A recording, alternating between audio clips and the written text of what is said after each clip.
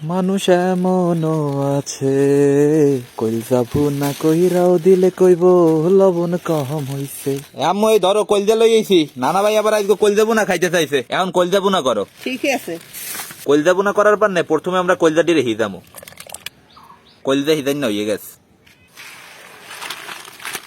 এখন কলজাটি কুচি কুচি করে কাটবো।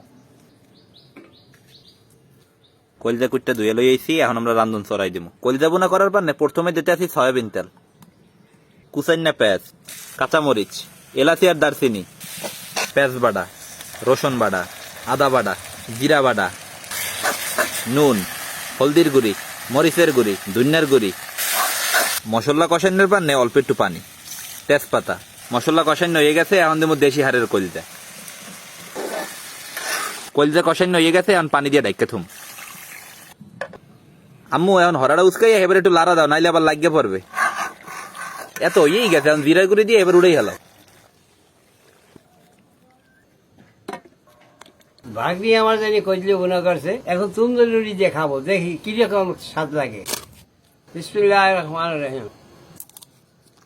তন্দুরি আর কইলে ভুনা খাইতে এত স্বাদ, এত আগে বুঝি নাই।